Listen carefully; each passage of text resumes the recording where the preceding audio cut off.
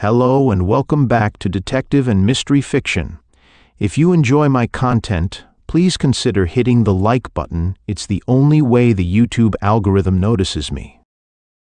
This King Business by Dashiell Hammett. First published mystery stories, January 1928. This story features the Continental Op. The desire to rule is inherent in the breasts of most of us, notwithstanding the number of thrones that have toppled in the past decade. Mr. Hammett tells us of the strange series of events which led an American youth to seek kingship in the powder magazine of Europe, the Balkans. The consequences were, to put it mildly, exciting. Chapter 1. Yes and No. The train from Belgrade set me down in Stefania, capital of Muravia, in early afternoon, a rotten afternoon. Cold wind blew cold rain in my face and down my neck as I left the square granite barn of a railroad station to climb into a taxicab. English meant nothing to the chauffeur, nor French. Good German might have failed. Mine wasn't good. It was a hodgepodge of grunts and gargles. This chauffeur was the first person who had ever pretended to understand it. I suspected him of guessing, and I expected to be taken to some distant suburban point. Maybe he was a good guesser. Anyhow, he took me to the Hotel of the Republic. The hotel was a new 6-story affair, very proud of its elevators, American plumbing, private baths, and other modern tricks. After I had washed and changed clothes, I went down to the cafe for luncheon. Then, supplied with minute instructions in English, French, and sign language by a highly uniformed head porter, I turned up my raincoat collar and crossed the muddy plaza to call on Roy Scanlon, United States chargé d'affaires in this youngest and smallest of the Balkan states. He was a pudgy man of 30, with smooth hair already far along the gray root, a nervous, flabby face, plump white hands that twitched, and very nice clothes. He shook hands with me, patted me into a chair, barely glanced at my letter of introduction, and stared at my necktie while saying, "So you're a private detective from San Francisco?" "Yes, and?" "Lionel Grantham." "Surely not." "Yes, but he's—" The diplomat realized he was looking into my eyes, hurriedly switched his gaze to my hair, and forgot what he had started to say. "But he's what?" I prodded him. "Oh," with a vague upward motion of head and eyebrows, "not that sort." "How long has he been here?" I asked. 2 months, possibly 3 or 3.5 or more." "You know him well?" "Oh, no, by sight, of course, and to talk to. He and I are the only Americans here, so we're fairly well acquainted." "No. What he's doing here?" "No, I don't. He just happened to stop here in his travels, I imagine, unless of course he's here for some special reason. No. Doubt there's a girl in it. She is General Radniak's daughter, though I don't think so." "How does he spend his time?" "I really haven't any idea. He lives at the Hotel of the Republic, is quite a favorite among our foreign colony, rides a bit, lives the usual life of a young man of family and wealth. Mixed up with anybody who isn't all he ought to be?" "Not that I know of, except that I've seen him with Mahmoud and Einarsson. They are certainly scoundrels, though they may not be." "Who are they?" "Nubar Mahmoud is private secretary to Dr. Semik, the president. Colonel Einarsson is an Icelander, just now virtually the head of the army. I know nothing about either of them, except that they are scoundrels." The chargé d'affaires wrinkled his round white forehead in pain and gave me a reproachful glance. "Not at all," he said. "Now, may I ask, of what is Grantham suspected?" "Nothing." "Then, 7 months ago, on his 21st birthday, this Lionel Grantham got hold of the money his father had left him, a nice wad. Till then, the boy had had a tough time of it. His mother had, and has, highly developed middle-class notions of refinement. His father had been a genuine aristocrat in the old manner, a hard-souled, soft-spoken individual who got what he wanted by simply taking it, with a liking for old wine and young women, and plenty of both, and for cards and dice, and running horses, and fights, whether he was in them or watching them. While he lived, the boy had a he-raising. Mrs. Grantham thought her husband's taste low, but he was a man who had things his own way. Besides, the Grantham blood was the best in America. She was a woman to be impressed by that. 11 years ago, when Lionel was a kid of 10, the old man died. Mrs. Grantham swapped the family roulette wheel for a box of dominoes and began to convert the kid into a patent leather Galahad. I've never seen him, but I'm told the job wasn't a success. However, she kept him bundled up for 11 years, not even letting him escape to college. So it went until the day when he was legally of age and in possession of his share of his father's estate. That morning he kisses Mama and tells her casually that he's off for a little run around the world, alone. Mama does and says all that might be expected of her, but it's no good. The Grantham blood is up. Lionel promises to drop her a postcard now and then and departs. He seems to have behaved fairly well during his wandering. I suppose just being free gave him all the excitement he needed.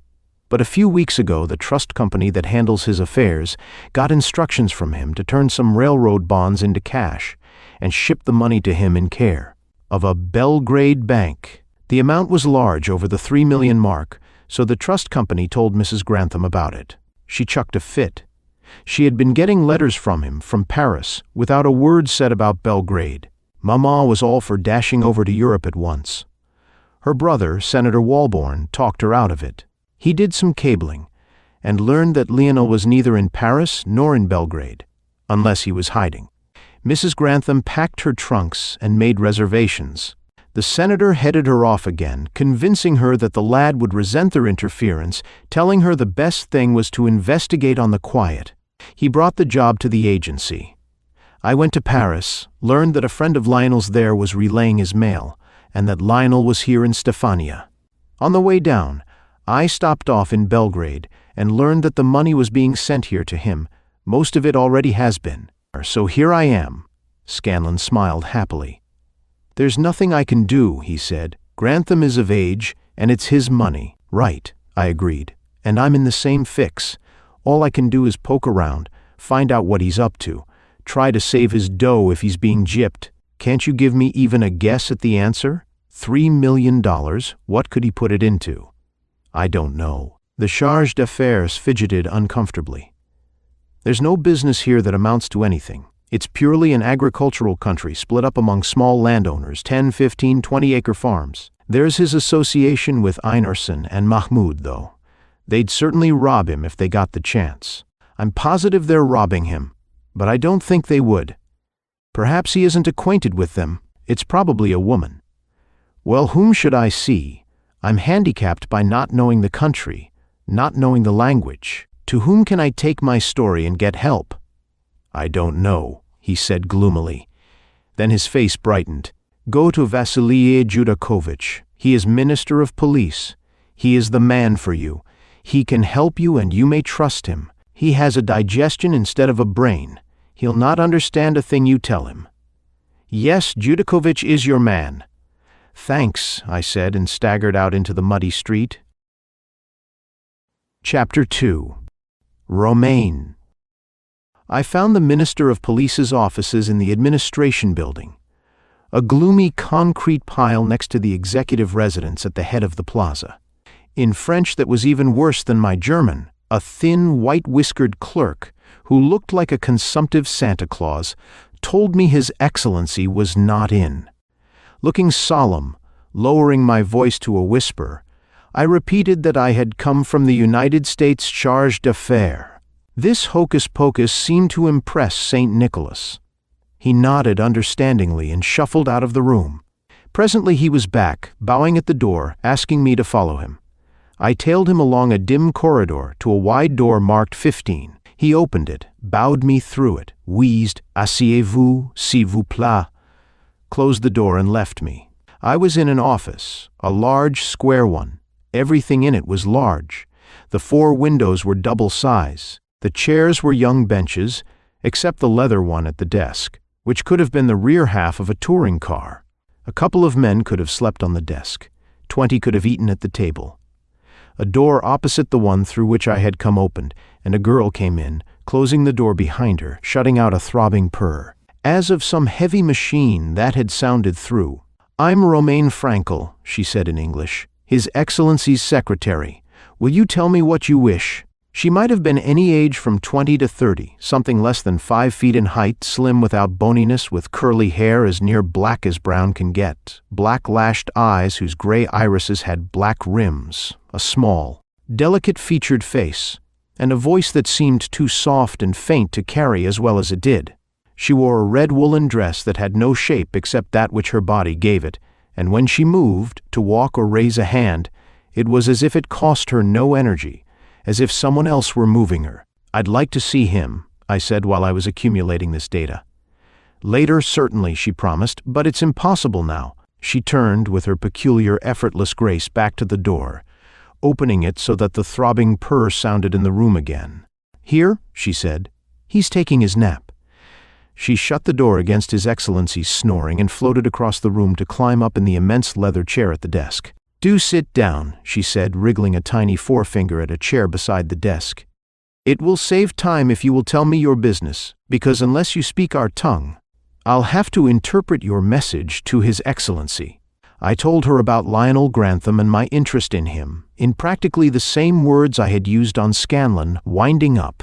"You see, there's nothing I can do except try to learn what the boy's up to and give him a hand if he needs it. I can't go to him. He's too much Grantham, I'm afraid, to take kindly to what he'd think was nursemaid stuff. Mr. Scanlon advised me to come to the Minister of Police. You were fortunate." She looked as if she wanted to make a joke about my country's representative, but weren't sure how I'd take it. "Your charge d'affaires is not always easy to understand.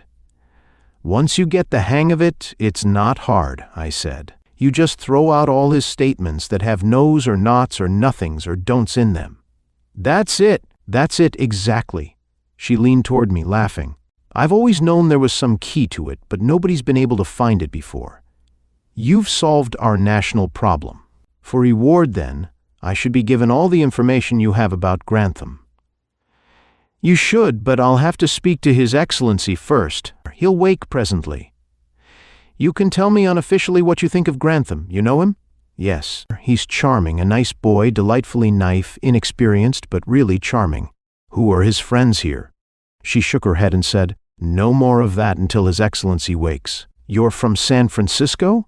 I remember the funny little streetcars, and the fog, and the salad right after the soup, and Coffee Dan's. "You've been there?"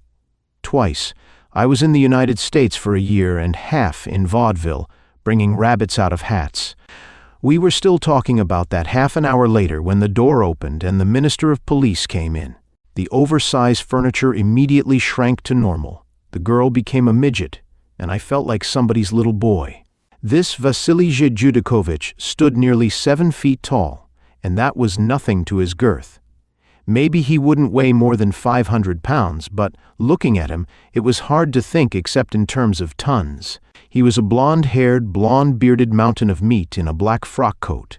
He wore a necktie, so I suppose he had a collar, but it was hidden all the way around by the red rolls of his neck. His white vest was the size and shape of a hoop skirt, and in spite of that, it strained at the buttons. His eyes were almost invisible between the cushions of flesh around them, and were shaded into a colorless darkness, like water in a deep well. His mouth was a fat red oval among the yellow hairs of his whiskers and mustache. He came into the room slowly, ponderously, and I was surprised that the floor didn't creak nor the room tremble. Romaine Frankel was watching me attentively as she slid out of the big leather chair and introduced me to the minister. He gave me a fat, sleepy smile and a hand that had the general appearance of a naked baby, and let himself down slowly into the chair the girl had quit. Planted there, he lowered his head until it rested on the pillows of his several chins, and then he seemed to go to sleep. I drew up another chair for the girl. She took another sharp look at me. She seemed to be hunting for something in my face, and began to talk to him in what I suppose was the native lingo. She talked rapidly for about 20 minutes, while he gave no sign that he was listening, or that he was even awake. When she was through, he said, "Da." He spoke dreamily, but there was a volume to the syllable that could have come from no place smaller than his gigantic belly. The girl turned to me, smiling. "His Excellency will be glad to give you every possible assistance. Officially, of course, he does not care to interfere in the affairs of a visitor from another country, but he realizes the importance of keeping Mr. Grantham from being victimized while here. If you will return tomorrow afternoon at, say, 3 o'clock. I promised to do that, thanked her, shook hands with the mountain again, and went out into the rain. Chapter 3. Shadowing. Back at the hotel, I had no trouble learning that Lionel Grantham occupied a suite on the 6th floor and was in it at that time. I had his photograph in my pocket and his description in my head. I spent what was left of the afternoon and the early evening waiting for a look at him. At a little after 7, I got it. He stepped out of the elevator, a tall, flat-backed boy with a supple body that tapered from broad shoulders to narrow hips, carried erectly on long, muscular legs, the sort of frame that tailors like. His pink, regular-featured, really handsome face wore an expression of aloof superiority that was too marked to be anything else than a cover for youthful self-consciousness. Lighting a cigarette, he passed into the street. The rain had stopped, though clouds overhead promised more shortly. He turned down the street afoot. So did I. We went to a much-gilded restaurant 2 blocks from the hotel, where a gypsy orchestra played on a little balcony stuck insecurely high on one wall. All the waiters and half the diners seemed to know the boy.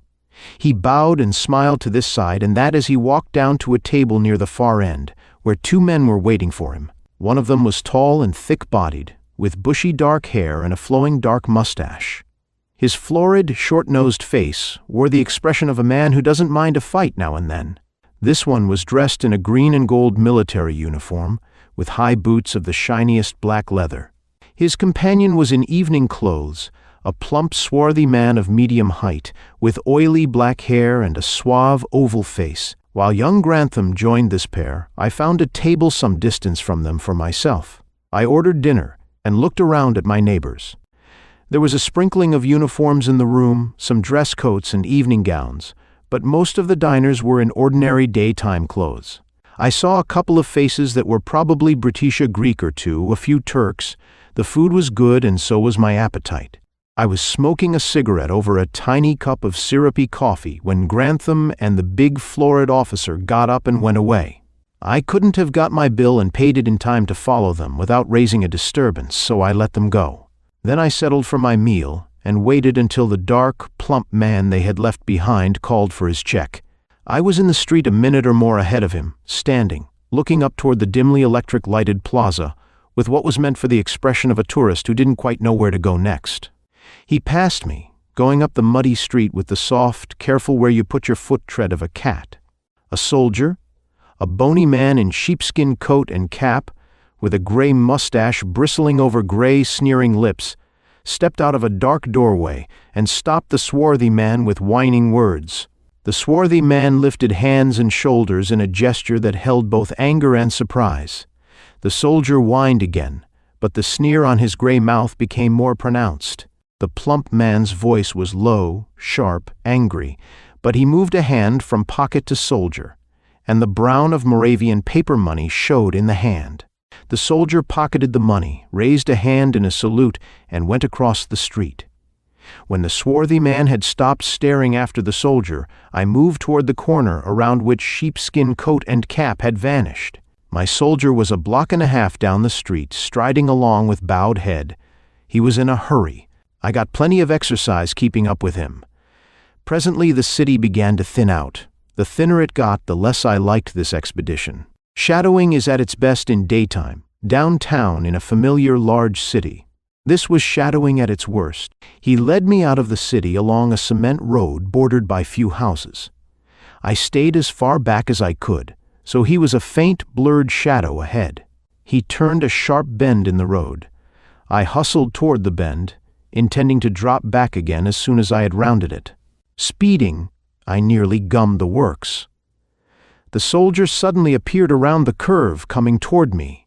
A little behind me, a small pile of lumber on the roadside was the only cover within 100 feet. I stretched my short legs thither. Irregularly piled boards made a shallow cavity in one end of the pile almost large enough to hold me. On my knees in the mud, I huddled into that cavity. The soldier came into sight through a chink between boards. Bright metal gleamed in one of his hands. A knife, I thought. but when he halted in front of my shelter, I saw it was a revolver of the old-style nickel-plated sort. He stood still, looking at my shelter, looking up the road and down the road. He grunted, came toward me. Slivers stung my cheek as I rubbed myself flatter against the timber ends. My gun was with my blackjack and my Gladstone bag in my room in my hotel. A fine place to have them now. The soldier's gun was bright in his hand. Rain began to patter on boards and ground.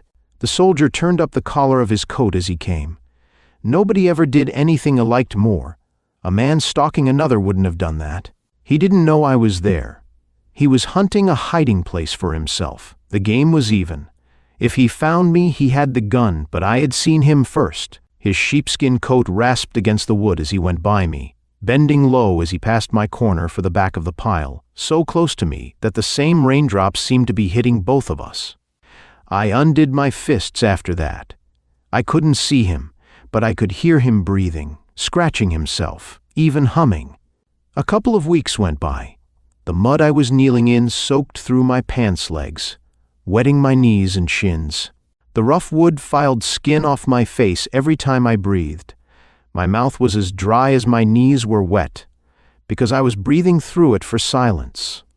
An automobile came around the bend, headed for the city. I heard the soldier grunt softly, heard the click of his gun as he cocked it. The car came abreast, went on. The soldier blew out his breath and started scratching himself and humming again. Another couple of weeks passed. Men's voices came through the rain, barely audible, louder, quite clear. 4 soldiers in sheepskin coats and hats walked down the road the way we had come, their voices presently shrinking into silence as they disappeared around the curve. In the distance, an automobile horn barked 2 ugly notes. The soldier grunted, a grunt that said clearly, "Here it is." His feet slopped in the mud, and the lumber pile creaked under his weight. I couldn't see what he was up to. White light danced around the bend in the road, and an automobile came into view, a high-powered car going cityward with a speed that paid no attention to the wet slipperiness of the road. Rain and night and speed blurred its 2 occupants, who were in the front seat. Over my head a heavy revolver roared. The soldier was working. The speeding car swayed crazily along the wet cement, its brakes screaming.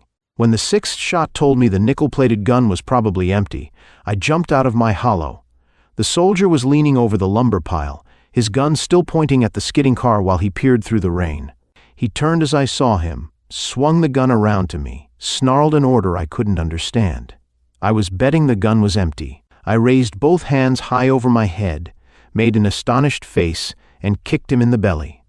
He folded over on me, wrapping himself around my leg. We both went down. I was underneath, but his head was against my thigh. His cap fell off. I caught his hair with both hands and yanked myself into a sitting position. His teeth went into my leg. I called him disagreeable things and put my thumbs in the hollows under his ears. It didn't take much pressure to teach him that he oughtn't to bite people. When he lifted his face to howl, I put my right fist in it, pulling him into the punch with my left hand in his hair. It was a nice solid sock. I pushed him off my leg, got up, took a handful of his coat collar, and dragged him out into the road. Chapter 4. Introductions. White light poured over us. Squinting into it, I saw the automobile standing down the road, its spotlight turned on me and my sparring partner. A big man in green and gold came into the light, the florid officer who had been one of Grantham's companions in the restaurant. An automatic was in one of his hands. He strode over to us, stiff-legged in his high boots, ignored the soldier on the ground, and examined me carefully with sharp little dark eyes. "British?" he asked. "American." He bit a corner of his mustache and said meaninglessly, "Yes, that is better." His English was guttural. With a German accent, Lionel Grantham came from the car to us. His face wasn't as pink as it had been.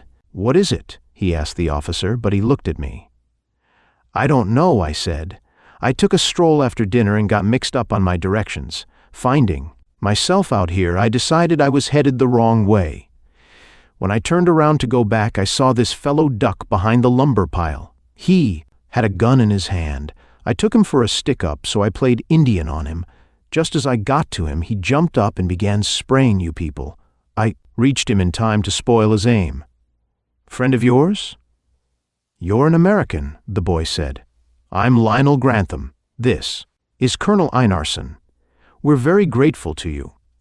He screwed up his forehead and looked at Einarsson. What do you think of it? The officer shrugged his shoulders, growled, One of my children, we'll see, and kicked the ribs of the man on the ground. Kick brought the soldier to life. He sat up, rolled over on hands and knees, and began a broken, long-winded entreaty, plucking at the colonel's tunic with dirty hands. Ugh! Einarsson knocked the hands down with a tap of pistol barrel across knuckles, looked with disgust at the muddy marks on his tunic, and growled an order. The soldier jumped to his feet, stood at attention, got another order, did an about-face, and marched to the automobile. Colonel Einarsson strode stiff-legged behind him, holding his automatic to the man's back. Grantham put a hand on my arm. Come along, he said. We'll thank you properly and get better acquainted after we've taken care of this fellow. Colonel Einarsson got into the driver's seat, with the soldier beside him. Grantham waited while I found the soldier's revolver. Then we got into the rear seat. The officer looked doubtfully at me out of his eye corners but said nothing. He drove the car back the way it had come. He liked speed and we hadn't far to go. By the time we were settled in our seats, the car was whisking us through a gateway in a high stone wall, with a sentry on each side presenting arms. We did a sliding half-circle into a branching driveway and jerked to a standstill in front of a square whitewashed building. Einarsson prodded the soldier out ahead of him. Grantham and I got out. To the left, a row of long, low buildings showed pale gray in the rain, barracks. The door of the square white building was opened by a bearded orderly in green. We went in. Einarsson pushed his prisoner across the small reception hall and through the open door of a bedroom. Grantham and I followed them in. The orderly stopped in the doorway, traded some words with Einarsson, and went away, closing the door. The room we were in looked like a cell, except that there were no bars over the one small window. It was a narrow room, with bare, whitewashed walls and ceiling. The wooden floor, scrubbed with lye until it was almost as white as the walls, was bare. For furniture there was a black iron cot, 3 folding chairs of wood and canvas, and an unpainted chest of drawers with comb, brush, and a few papers on top. That was all. Be seated, gentlemen, Einarsson said, indicating the camp chairs. We'll get at this thing now. The boy and I sat down. The officer laid his pistol on the top of the chest of drawers, rested one elbow beside the pistol, took a corner of his mustache in one big red hand, and addressed the soldier. His voice was kindly, paternal. The soldier, standing rigidly upright in the middle of the floor, replied, whining, his eyes focused on the officers with a blank, interned look. They talked for 5 minutes or more. Impatience grew in the colonel's voice and manner. The soldier kept his blank abjectness. Einarsson ground his teeth together and looked angrily at the boy and me. "This pig!" he exclaimed, and began to bellow at the soldier. Sweat sprang out on the soldier's gray face, and he cringed out of his military stiffness. Einarsson stopped bellowing at him and yelled 2 words at the door. It opened, and the bearded orderly came in with a short, thick leather whip. At a nod from Einarsson, he put the whip beside the automatic on the top of the chest of drawers and went out. The soldier whimpered. Einarsson spoke curtly to him. The soldier shuddered, began to unfasten his coat with shaking fingers, pleading all the while with whining, stuttering words. He took off his coat, his green blouse, his gray undershirt, letting them fall on the floor, and stood there, his hairy, not exactly clean body naked from the waist up. He worked his fingers together and cried. Einarsson grunted a word. The soldier stiffened at attention, hands at sides, facing us, his left side to Einarsson. Slowly, Colonel Einarsson removed his own belt, unbuttoned his tunic, took it off, folded it carefully, and laid it on the cot. Beneath it, he wore a white cotton shirt. He rolled the sleeves up above his elbows and picked up the whip. "This pig," he said again. Lionel Grantham stirred uneasily on his chair. His face was white, his eyes dark. Chapter 5. A Flogging. leaning his left elbow on the chest of drawers again, playing with his mustache end with his left hand, standing indolently cross-legged, Einarsson began to flog the soldier. His right arm raised the whip, brought the lash whistling down to the soldier's back, raised it again, brought it down again. It was especially nasty because he was not hurrying himself, not exerting himself. He meant to flog the man until he got what he wanted, and he was saving his strength so that he could keep it up as long as necessary. With the first blow, the terror went out of the soldier's eyes. They dulled sullenly and his lips stopped twitching. He stood woodenly under the beating, staring over Grantham's head. The officer's face had also become expressionless. Anger was gone. He showed no pleasure in his work, not even that of relieving his feelings. His air was the air of a stoker shoveling coal, of a carpenter sawing a board, of a stenographer typing a letter. Here was a job to be done in a workmanlike manner, without haste or excitement or wasted effort, without either enthusiasm or repulsion. It was nasty, but it taught me respect for this Colonel Einarsson. Lionel Grantham sat on the edge of his folding chair, staring at the soldier with white-ringed eyes. I offered the boy a cigarette, making an unnecessarily complicated operation out of lighting it and my own, to break up his scorekeeping. He had been counting the strokes, and that wasn't good for him. The whip curved up, swished down, cracked on the naked back, up, down, up, down. Einarsson's florid face took on the damp glow of moderate exercise. The soldier's gray face was a lump of putty. He was facing Grantham and me. We couldn't see the marks of the whip. Grantham said something to himself in a whisper. Then he gasped, "I can't stand this." Einarsson didn't look around from his work. "Don't stop it now," I muttered. "We've gone this far." The boy got up unsteadily and went to the window, opened it and stood looking out into the rainy night. Einarsson paid no attention to him. He was putting more weight into the whipping now, standing with his feet far apart, leaning forward a little, his left hand on his hip, his right carrying the whip up and down with increasing swiftness. The soldier swayed and a sob shook his hairy chest. The whip cut, cut, cut. I looked at my watch. Einarsson had been at it for 40 minutes and looked good for the rest of the night. The soldier moaned and turned toward the officer. Einarsson did not break the rhythm of his stroke. The lash cut the man's shoulder. I caught a glimpse of his back, raw meat. Einarsson spoke sharply. The soldier jerks himself to attention again, his left side to the officer. The whip went on with its work. Up, down, up, down, up, down. The soldier flung himself on hands and knees at Einarsson's feet and began to pour out sob-broken words. Einarsson looked down at him, listening carefully, holding the lash of the whip in his left hand, the butt still in his right. When the man had finished, Einarsson asked questions, got answers, nodded, and the soldier stood up. Einarsson put a friendly hand on the man's shoulder, turned him around, looked at his mangled red back, and said something in a sympathetic tone. Then he called the orderly in and gave him some orders. The soldier, moaning as he bent, picked up his discarded clothes and followed the orderly out of the bedroom. Einarsson tossed the whip up on top of the chest of drawers and crossed to the bed to pick up his tunic. A leather pocketbook slid from an inside pocket to the floor. When he recovered it, a soiled newspaper clipping slipped out and floated across to my feet. I picked it up and gave it back to him, a photograph of a man, the Shah of Persia, according to the French caption under it. "That pig," he said, meaning the soldier, not the Shah, as he put on his tunic and buttoned it.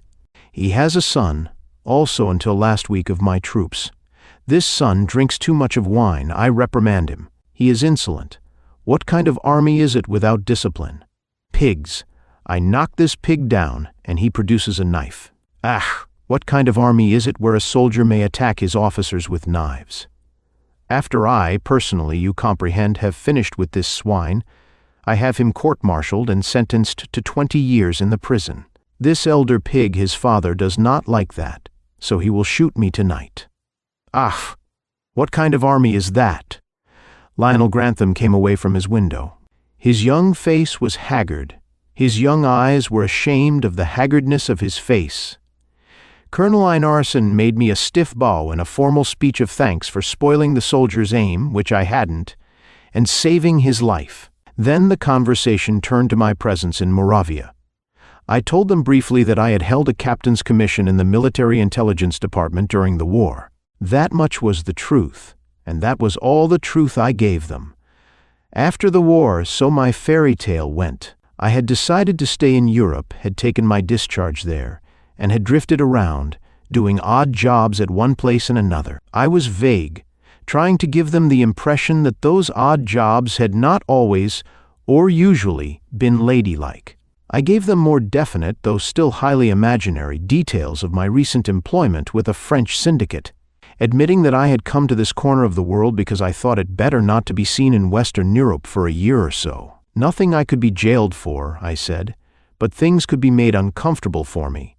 So I roamed over into Mitteleuropa, learned that I might find a connection in Belgrade, got there to find it a false alarm, and came on down here. I may pick up something here. I've got a date with the Minister of Police tomorrow. I think I can show him where he can use me. The gross Judakovich, Einarsson said with frank contempt. You find him to your liking? No work, no eat, I said. Einarsson, Grantham began quickly, hesitated, said, couldn't we, don't you think, and didn't finish. The colonel frowned at him, saw I had noticed the frown, cleared his throat and addressed me in a gruffly hearty tone. Perhaps it would be well if you did not too speedily engage yourself to this fat minister. It may be there is a possibility that we know of another field where your talents might find employment more to your taste and profit. I let the matter stand there, saying neither yes nor no. Chapter 6. Cards on the Table. We returned to the city in the officer's car. He and Grantham sat in the rear. I sat beside the soldier who drove the boy and I got out at our hotel.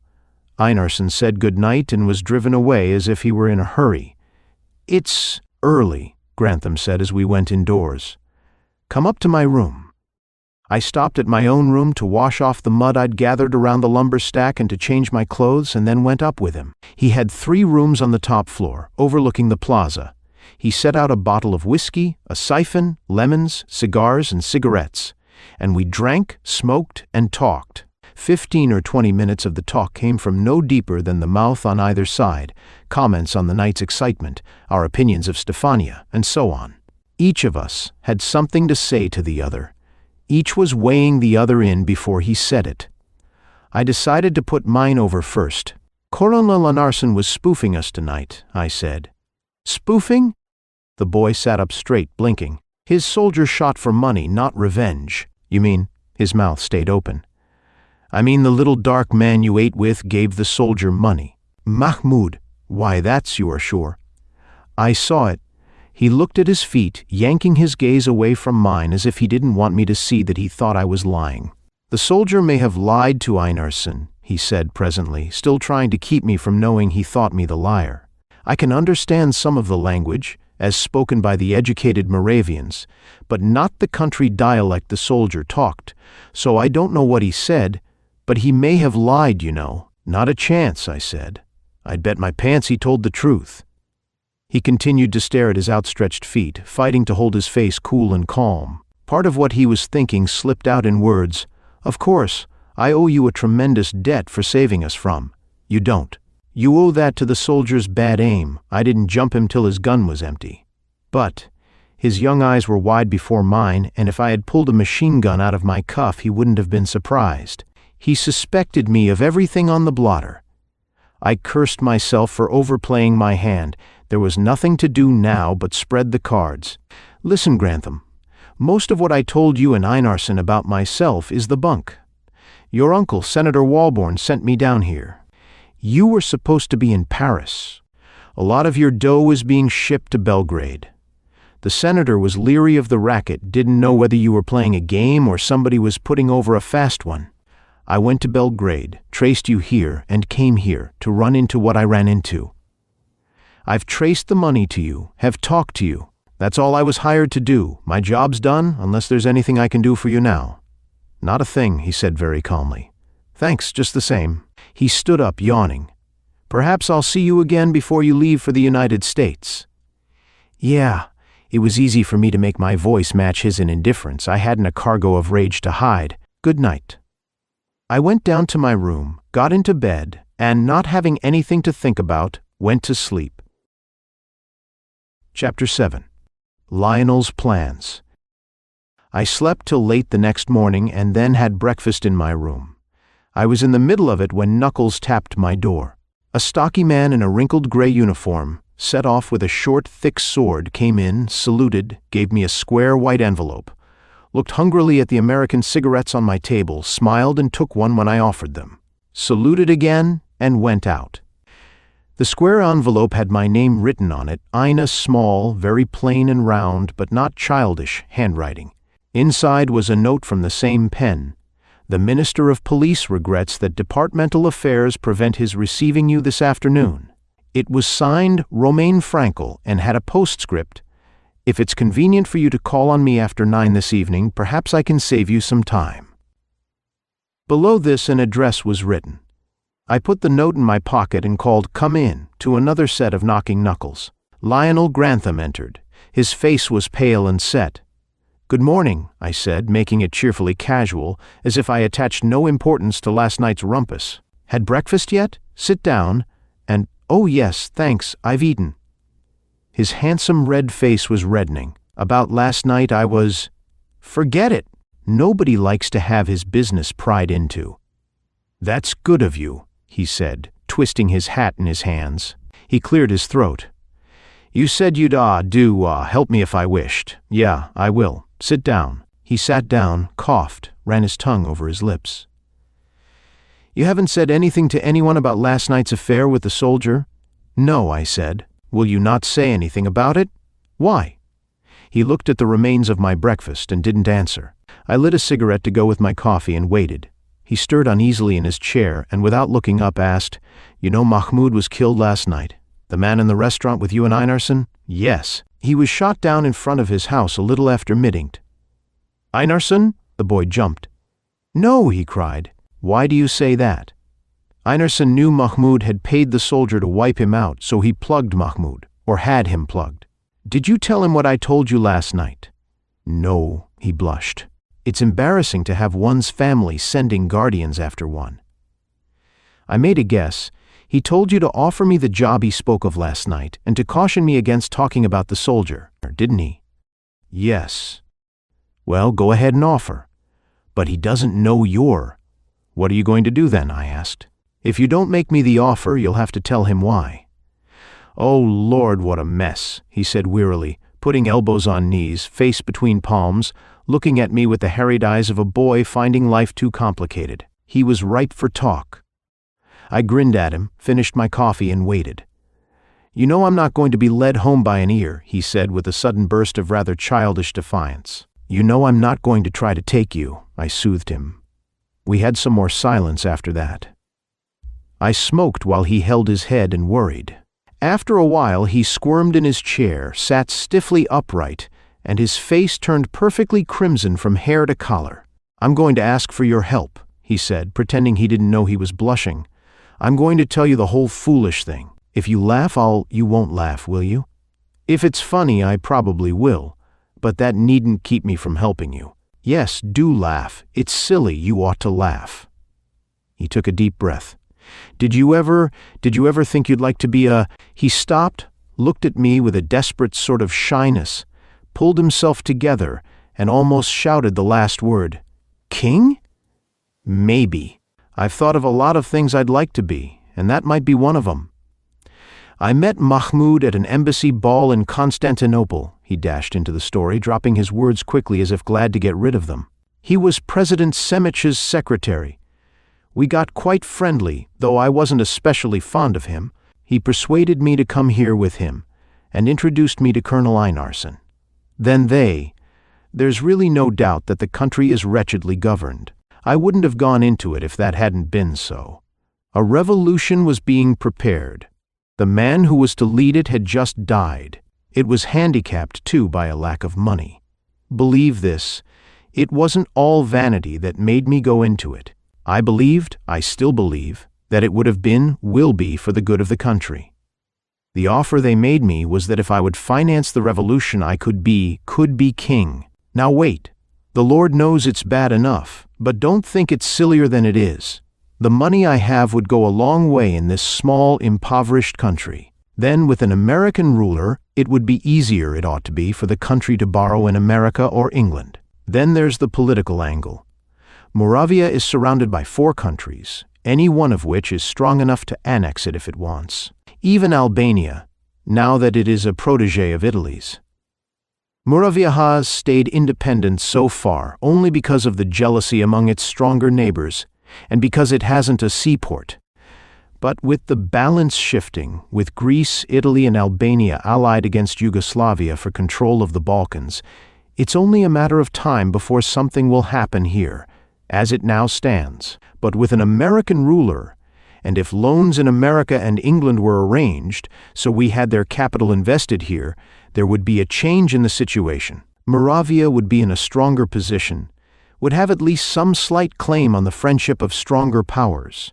That would be enough to make the neighbors cautious. Albania, shortly after the war, thought of the same thing and offered its crown to one of the wealthy American Bonapartes. He didn't want it. He was an older man and had already made his career. I did want my chance when it came. There were some of the embarrassment that had left him during his talking returned. There were kings back in the Grantham lines. We trace our descent from James IV of Scotland. It was nice to think of carrying the line back to a crown. We weren't planning a violent revolution. Einarsson holds the army. We simply had to use the army to force the deputies, those who were not already with us, to change the form of government and elect me king. My descent would make it easier than if the candidate were one who hadn't royal blood in him. It would give me a certain standing in spite of my being young, and the people really want a king, especially the peasants. They don't think they're really entitled to call themselves a nation without one. A president means nothing to them. He's simply an ordinary man like themselves. So, you see, go ahead, laugh. You've heard enough to know how silly it is. His voice was high-pitched, screechy. Laugh. Why don't you laugh? What for? I asked. It's crazy, God knows, but not silly. Your judgment was gummy, but your nerve's all right. You've been talking as if this were all dead and buried. Has it flopped? No, it hasn't, he said slowly, frowning. But I keep thinking it has. Mahmoud's death shouldn't change the situation, yet I've a feeling it's all over. Much of your money sunk? I don't mind that. But well, suppose the American newspapers get hold of the story. And they probably will. You know how ridiculous they could make it. And then the others who'll know about it, my mother and uncle and the trust company. I won't pretend I'm not ashamed to face them. And then, his face got red and shiny, and then Valeska, Miss Radjak, her father, was to have led the revolution. He did lead it until he was murdered. I never could be good enough for her. He said this in a peculiarly idiotic tone of awe. But I've hoped that perhaps by carrying on her father's work, and if I had something besides mere money to offer her, if I had done something, made a place for myself, perhaps she'd, I said, What shall I do? He asked earnestly. I can't run away. I've got to see it through for her, and to keep my own self-respect. But I've got that feeling that it's all over. You offered to help me, tell me what I ought to do. You'll do what I tell you. If I promise to bring you through with a clean face? I asked, just as if steering millionaire descendants of Scotch kings through Balkan plots were an old story to me, merely part of the day's work. Yes. What's the next thing on the revolutionary program? There's a meeting tonight. I'm to bring you. What time? Midnight? I'll meet you here at 11:30. How much am I supposed to know? I was to tell you about the plot and to offer you whatever inducements were necessary to bring you in. There was no definite arrangement as to how much or how little I was to tell you.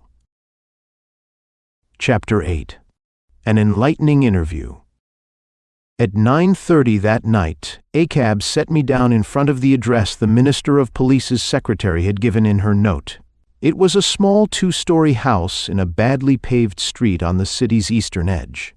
A middle-aged woman in very clean, stiffly starched, ill-fitting clothes opened the door for me. Before I could speak, Romain Frankel, in a sleeveless pink satin gown, floated into sight behind the woman, smiling, holding out a small hand to me. "I didn't know you'd come," she said. "Why?" I asked, with a great show of surprise at the notion that any man would ignore an invitation from her, while the servant closed the door and took my coat and hat. We were standing in a dull rose-papered room, finished and carpeted with oriental richness. There was one discordant note in the room, an immense leather chair. "We'll go upstairs," the girl said, and addressed the servant with words that meant nothing to me, except the name Maria. "Or would you," she turned to me in English again, "prefer beer to wine?" I said I wouldn't, and we went upstairs, the girl climbing ahead of me with her effortless appearance of being carried. She took me into a black, white, and gray room that was very daintily furnished with as few pieces as possible, its otherwise perfect feminine atmosphere spoiled by the presence of another of the big padded chairs. The girl sat on a gray divan, pushing away a stack of French and Austrian magazines to make a place for me beside her. Through an open door I could see the painted foot of a Spanish bed, a short stretch of purple counterpane, and half of a purple curtains window. "His Excellency was very sorry," the girl began and stopped. I was looking, not staring, at the big leather chair. I knew she had stopped because I was looking at it, so I wouldn't take my eyes away. "Vasilije," she said, more distinctly than was really necessary, "was very sorry he had to postpone this afternoon's appointment. The assassination of the president's secretary, you heard of it? Made us put everything else aside for the moment." "Oh yes, that fellow Mahmoud," slowly shifting my eyes from the leather chair to her. "Found out who killed him." Her black-ringed, black-centered eyes seemed to study me from a distance while she shook her head, jiggling the nearly black curls. "Probably Einarsson," I said. "You haven't been idle." Her lower lid lifted when she smiled, giving her eyes a twinkling effect. The servant Maria came in with wine and fruit, put them on a small table beside the divan, and went away. The girl poured wine and offered me cigarettes in a silver box. I passed them up for one of my own. She smoked a king-size Egyptian cigarette, big as a cigar. It accentuated the smallness of her face and hand, which is probably why she favored that size. "What sort of revolution is this they've sold my boy?" I asked. "It was a very nice one until it died." "How come it died?" Do you know anything about our history?" "No." "Well, Muravia came into existence after the war as a result of the fear and jealousy of 4 countries. The 9 or 10,000 square miles that make this country aren't very valuable land. There's little here that any of those 4 countries especially wanted, but no 3 of them would agree to let the 4th have it. The only way to settle the thing was to make a separate country out of it. That was done in 1923. Dr. Semic was elected the first president for a 10-year term. He is not a statesman, not a politician, and never will be. But since he was the only Moravian who had ever been heard of outside his own town, it was thought that his election would give the new country some prestige. Besides, it was a fitting honor for Moravia's only great man. He was not meant to be anything but a figurehead. The real governing was to be done by General Danilo Radnjak, who was elected vice president, which here is more than equivalent to Prime Minister. General Radnjak was a capable man. The army worshipped him, the peasants trusted him, and our bourgeoisie knew him to be honest, conservative, intelligent, and as good a business administrator as a military one. Dr. Semic is a very mild, elderly scholar with no knowledge of worldly affairs. You can understand him from this. He is easily the greatest of living bacteriologists. But he'll tell you, if you are on intimate terms with him, that he doesn't believe in the value of bacteriology at all. "Mankind must learn to live with bacteria as with friends," he'll say. "Our bodies must adapt themselves to diseases, so there will be little difference between having tuberculosis, for example, or not having it. That way lies victory. This making war on bacteria is a futile business, futile but interesting. So we do it. Our poking around in laboratories is perfectly useless, but it amuses us." Now when this delightful old dreamer was honored by his countrymen with the presidency, he took it in the worst possible way. He determined to show his appreciation by locking up his laboratory and applying himself heart and soul to running the government. Nobody expected or wanted that. Radnyak was to have been the government. For a while he did control the situation, and everything went well enough. But Mahmoud had designs of his own. He was Dr. Semich's secretary, and he was trusted. He began calling the president's attentions to various trespasses of Radnyak's on the presidential powers. Radnyak, in an attempt to keep Mahmoud from control, made a terrible mistake. He went to Dr. Semich and told him frankly and honestly that no one expected him, the president, to give all his time to executive business, and that it had been the intention of his countrymen to give him the honor of being the first president rather than the duties. Radnyak had played into Mahmoud's hands. The secretary became the actual government. Dr. Semich was now thoroughly convinced that Radnyak was trying to steal his authority, and from that day on Radnyak's hands were tied. Dr. Semich insisted on handling every governmental detail himself, which meant that Mahmoud handled it, because the president knows as little about statesmanship today as he did when he took office. Complaints, no matter who made them, did no good. Dr. Semich considered every dissatisfied citizen a fellow conspirator of Radnyak's. The more Mahmoud was criticized in the Chamber of Deputies, the more faith Dr. Semich had in him. Last year the situation became intolerable, and the revolution began to form. Radnyak headed it, of course, and at least 90% of the influential men in Muravia were in it. The attitude of people as a whole it is difficult to judge. They are mostly peasants, small landowners, who ask only to be let alone. But there's no doubt they'd rather have a king than a president, so the form was to be changed to please them. The army, which worshipped Radnyak, was in it. The revolution matured slowly. General Radnyak was a cautious, careful man, and as this is not a wealthy country, there was not much money available. 2 months before the date set for the outbreak, Radnyak was assassinated, and the revolution went to pieces, split up into half a dozen factions. There was no other man strong enough to hold them together. Some of these groups still meet and conspire, but they are without general influence, without real purpose. And this is the revolution that has been sold Lionel Grantham.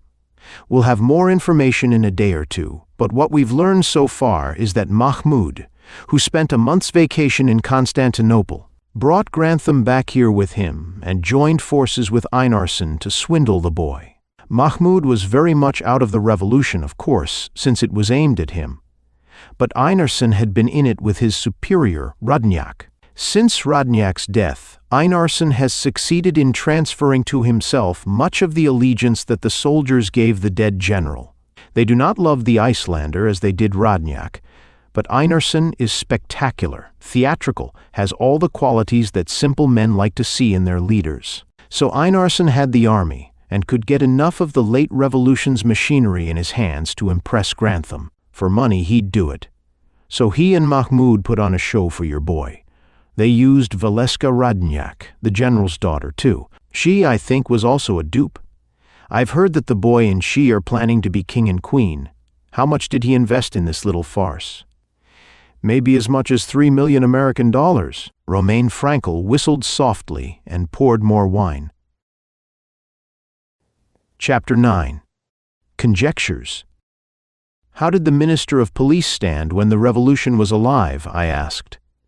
Vasilije, she told me, sipping wine between phrases, is a peculiar man and original. He is interested in nothing except his comfort. Comfort to him means enormous amounts of food and drink and at least 16 hours of sleep each day, and not having to move around much during his 8 waking hours. Outside of that, he cares for nothing.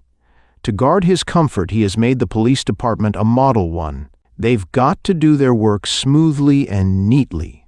If they don't, crimes will go unpunished, people will complain, and those complaints might disturb His Excellency. He might even have to shorten his afternoon nap to attend a conference or meeting. That wouldn't do. So he insists on an organization that will keep crime down to a minimum and catch the perpetrators of that minimum, and he gets it.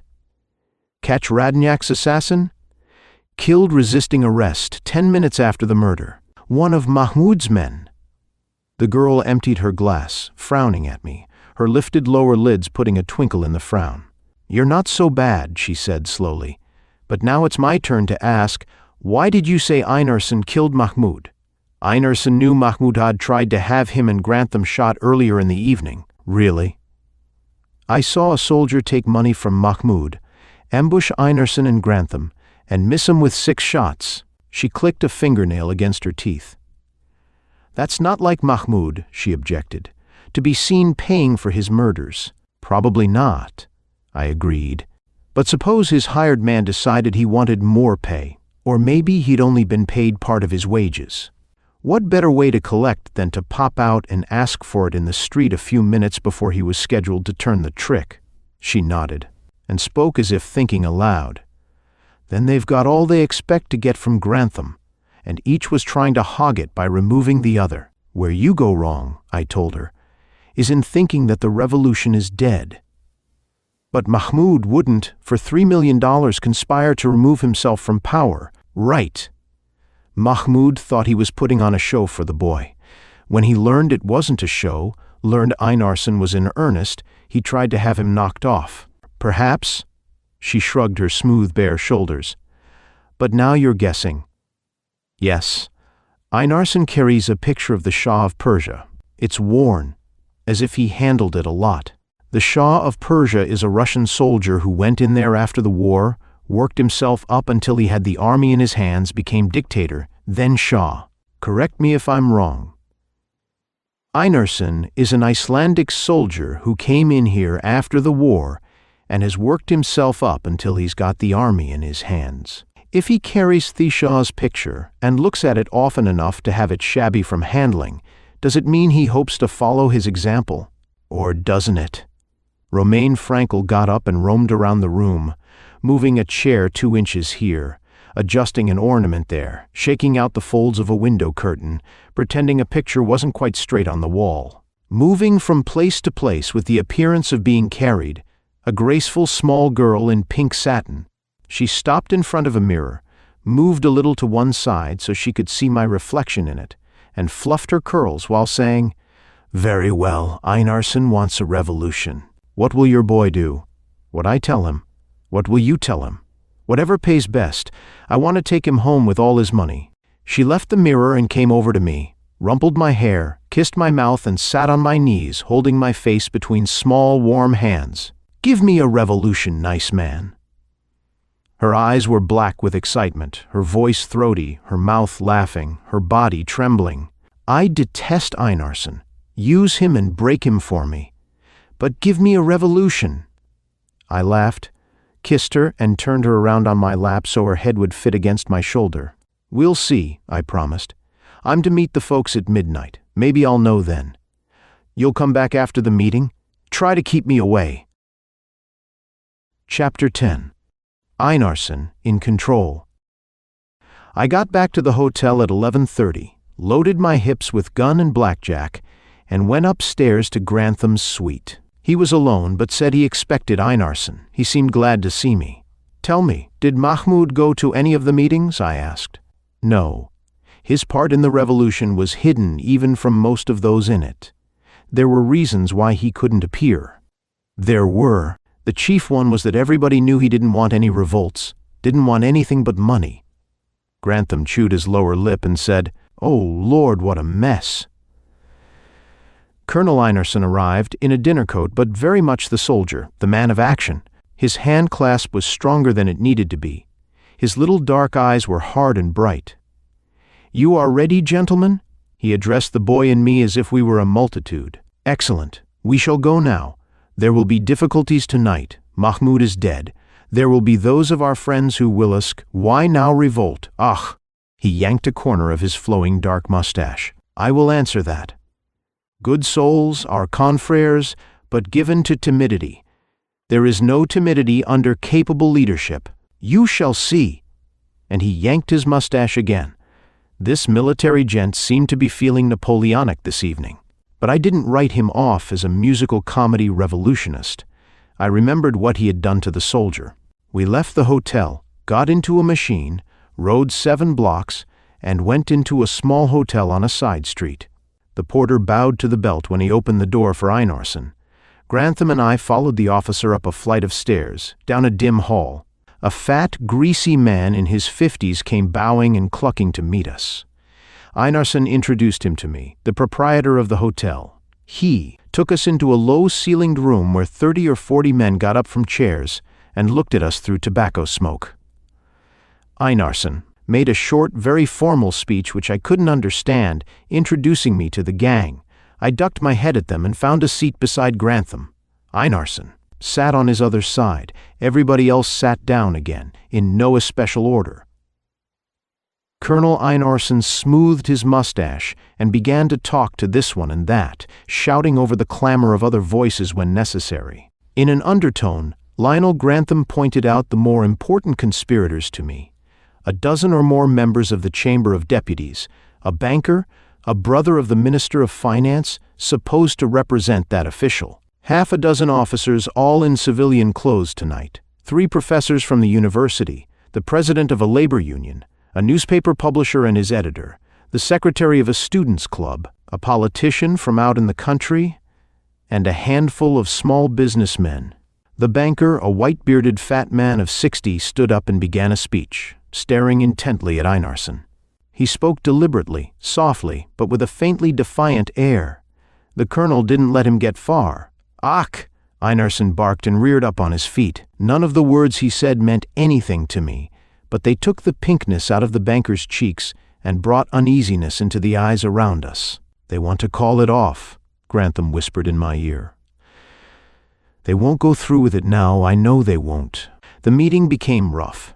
A lot of people were yelping at once, but nobody talked down to Einarsson's bellow. Everybody was standing up, either very red or very white in the face. Fists, fingers, and heads were shaking. The Minister of Finance's brother, a slender, elegantly dressed man with a long, intelligent face, took off his nose glasses so savagely that they broke in half, screamed words at Einarsson, spun on his heel, and walked to the door. He pulled it open and stopped. The hall was full of green uniforms. Soldiers leaned against the wall, sat on their heels, stood in little groups. They hadn't guns, only bayonets and scabbards at their sides. The Minister of Finance's brother stood very still at the door, looking at the soldiers. A brown-whiskered, dark-skinned big man in coarse clothes and heavy boots glared with red-rimmed eyes from the soldiers to Einarsson and took 2 heavy steps toward the colonel. This was the country politician. Einarsson blew out his lips and stepped forward to meet him. Those who were between them got out of the way. Einarsson roared, and the countrymen roared. Einarsson made the most noise, but the countrymen wouldn't stop on that account. Colonel Einarsson said, "Ach," and spat in the countryman's face. The countryman staggered back a step, and one of his paws went under his brown coat. I stepped around Einarsson and shoved the muzzle of my gun in the countryman's ribs. Einarsson laughed, called 2 soldiers into the room. They took the countryman by the arms and led him out. Somebody closed the door. Everybody sat down. Einarsson made another speech. Nobody interrupted him. The white-whiskered banker made another speech. The Minister of Finance's brother rose to say half a dozen polite words, staring nearsightedly at Einarsson, holding half of his broken glasses in each slender hand. Grantham, at a word from Einarsson, got up and talked. Everybody listened very respectfully. Einarsson spoke again. Everybody got excited. Everybody talked at once.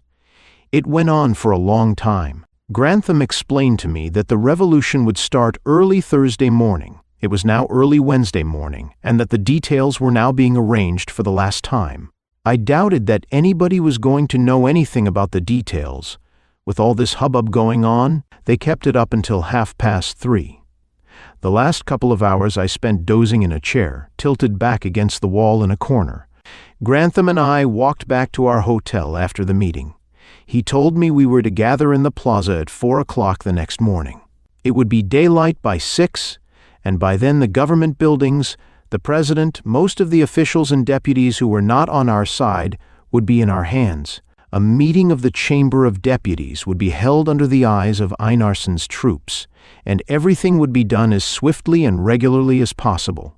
I was to accompany Grantham as a sort of bodyguard, which meant, I imagined, that both of us were to be kept out of the way as much as possible.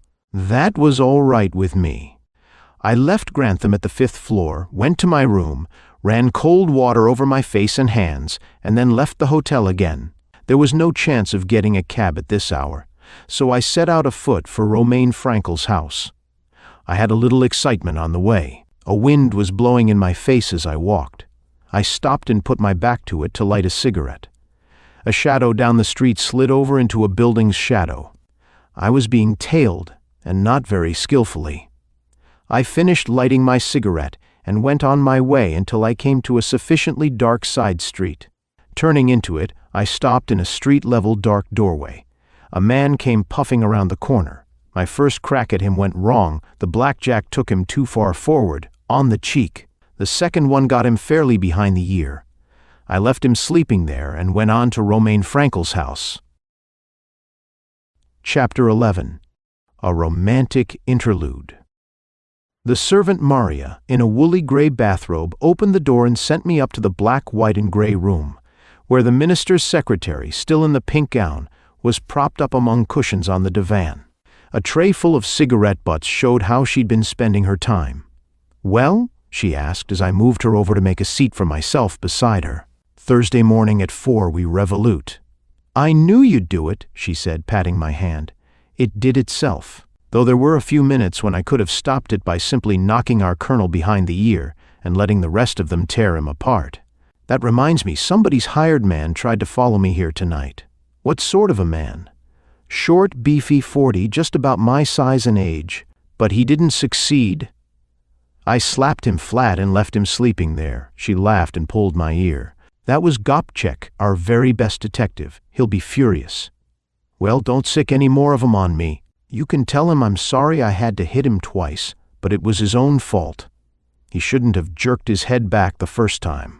She laughed, then frowned, finally settling on an expression that held half of each. "Tell me about the meeting," she commanded. I told her what I knew. When I had finished, she pulled my head down to kiss me and held it down to whisper, "You do trust me, don't you, dear?" "Yeah, just as much as you trust me." "That's far from being enough," she said, pushing my face away with a hand flat against my nose. Maria came in with a tray of food. We pulled the table around in front of the divan and ate. "I don't quite understand you," Romain said over a stalk of asparagus. "If you don't trust me, why do you tell me things? As far as I know, you haven't done much lying to me. Why should you tell me the truth if you've no faith in me?" "My susceptible nature," I explained. "I'm so overwhelmed by your beauty and charm and one thing and another that I can't refuse you anything." "Don't," she exclaimed, suddenly serious. "I've capitalized that beauty and charm in half the countries in the world. Don't say things like that to me ever again. It hurts because. She pushed her plate back, started to reach for a cigarette, stopped her hand in midair and looked at me with disagreeable eyes. "I love you," she said. I took the hand that was hanging in the air, kissed the palm of it and asked, "You love me more than anyone else in the world?" She pulled the hand away from me. "Are you a bookkeeper?" she demanded. "Must you have amounts, weights, and measurements for everything?" I grinned at her and tried to go on with my meal. I had been hungry. Now, though I had eaten only a couple of mouthfuls, my appetite is gone. I tried to pretend I still had the hunger I had lost, but it was no go. The food didn't want to be swallowed. I gave up the attempt and lighted a cigarette. She used her left hand to fan away the smoke between us. "You don't trust me," she insisted. "Then why do you put yourself in my hands?" "Why not? You can make a flop of the revolution." "That's nothing to me. It's not my party, and its failure needn't mean that I can't get the boy out of the country with his money. You don't mind a prison, an execution, perhaps?" "I'll take my chances," I said. But what I was thinking was, if, after 20 years of scheming and slickering in big-time cities, I let myself get trapped in this hill village, I'd deserve all I got. "And you've no feeling at all for me? Don't be foolish." I waved my cigarette at my uneaten meal. I haven't had anything to eat since 8 o'clock last night." She laughed, put a hand over my mouth and said, "I understand. You love me, but not enough to let me interfere with your plans. I don't like that. It's effeminate." "You going to turn out for the revolution?" I asked. "I'm not going to run through the streets throwing bombs, if that's what you mean." "And Judakovich?" "He sleeps till 11 in the morning. If you start at 4, you'll have 7 hours before he's up." She said all this perfectly seriously. Get it done in that time, or he might decide to stop it. Yeah, I had a notion he wanted it. Vasilije wants nothing but peace and comfort. "But listen, sweetheart," I protested. "If your Vasilije is any good at all, he can't help finding out about it ahead of time. Einarsson and his army are the revolution. These bankers and deputies and the like that he's carrying with him to give the party a responsible look are a lot of movie conspirators. Look at 'em. They hold their meetings at midnight and all that kind of foolishness. Now that they're actually signed up to something, they won't be able to keep from spreading the news. All day they'll be going around trembling and whispering together in odd corners." "They've been doing that for months," she said. "Nobody pays any attention to them. And I promise you Vasilije shan't hear anything new. I won't tell him, and he never listens to anything anyone else says. All right?" I wasn't sure it was all right, but it might be. Now this row is going through if the army follows Einarsson? Yes, and the army will follow him. Then, after it's over, our real job begins?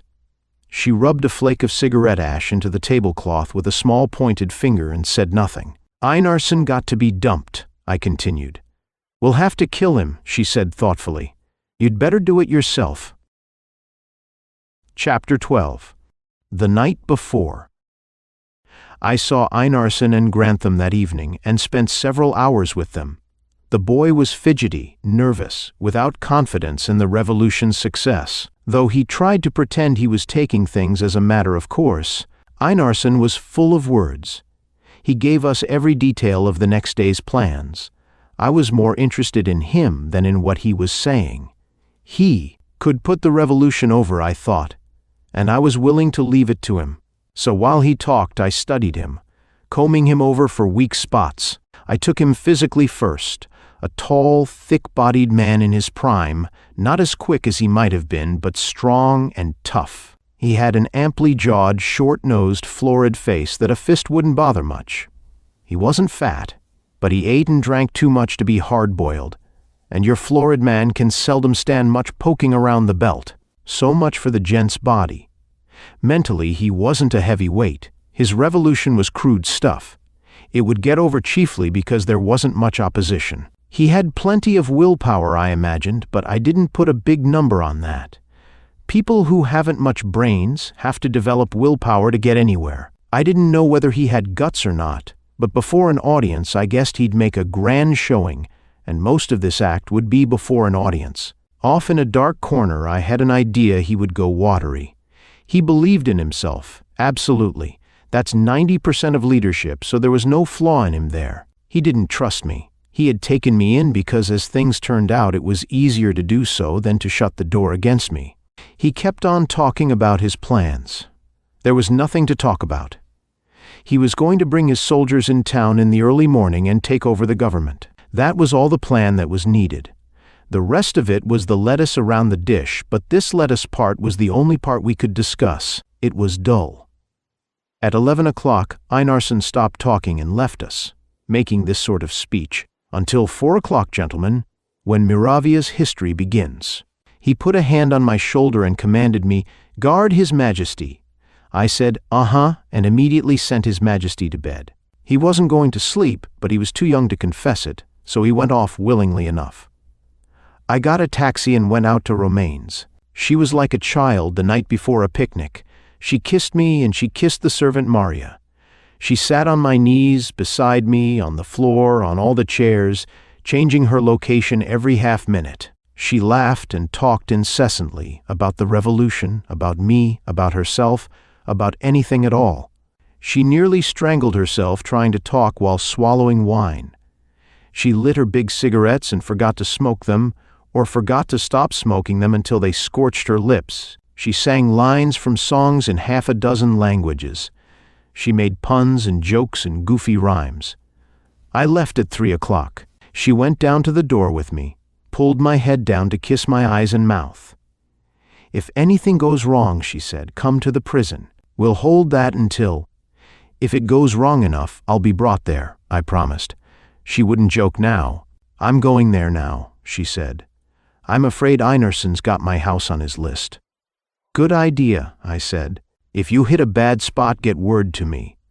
I walked back to the hotel through the dark streets. The lights were turned off at midnight, without seeing a single other person, not even one of the gray-uniformed policemen. By the time I reached home, rain was falling steadily.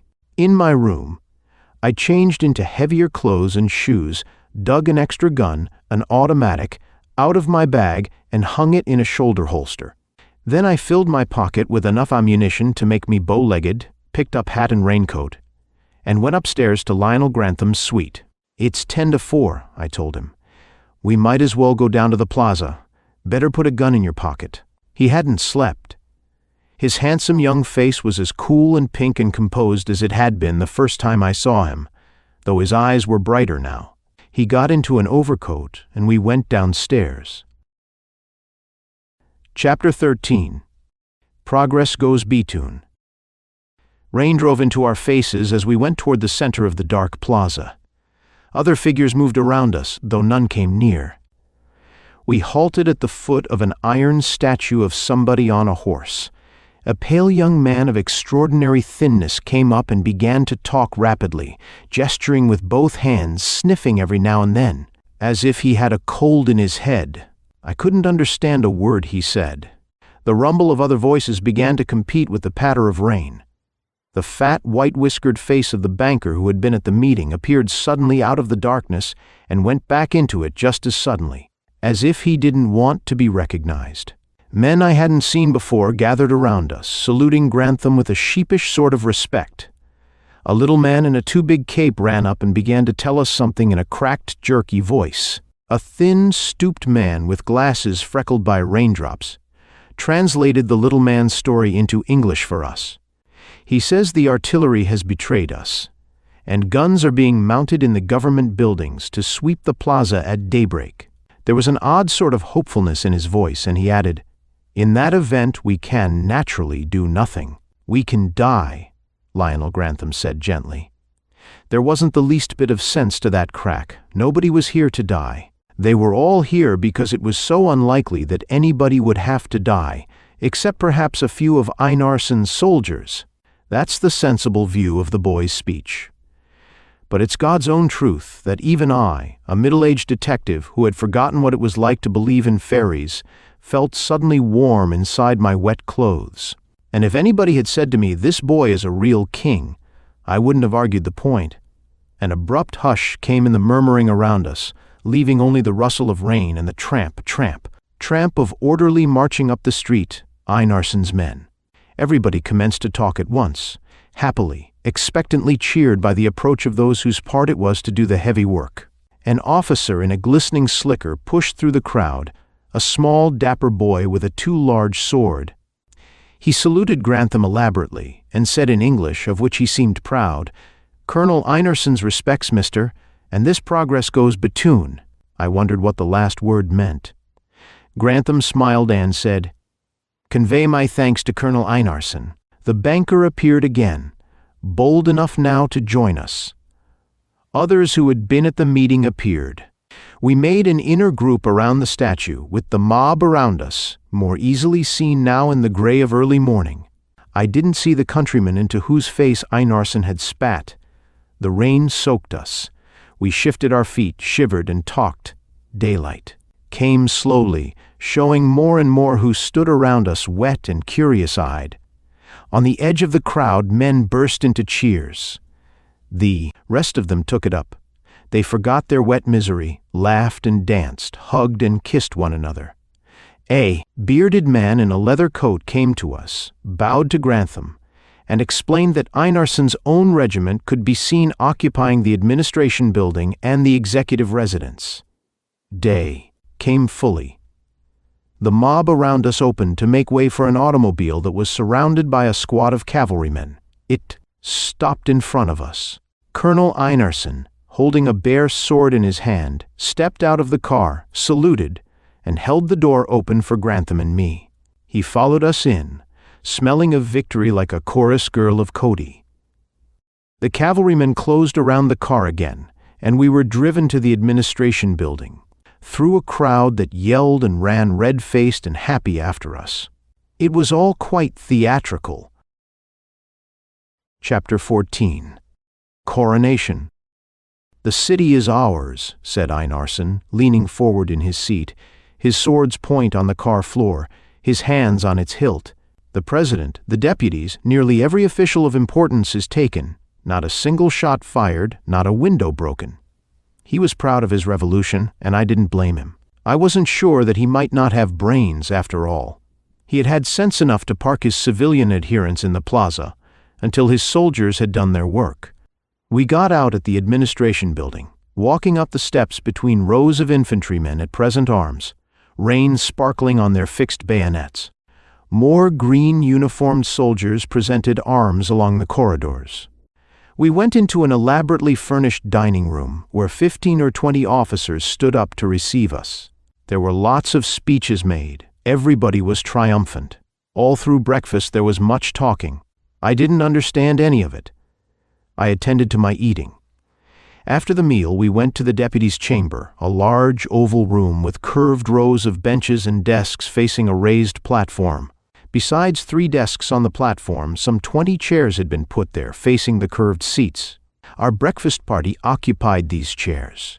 I noticed that Grantham and I were the only civilians on the platform. None of our fellow conspirators were there, except those who were in Einarsson's army. I wasn't so fond of that.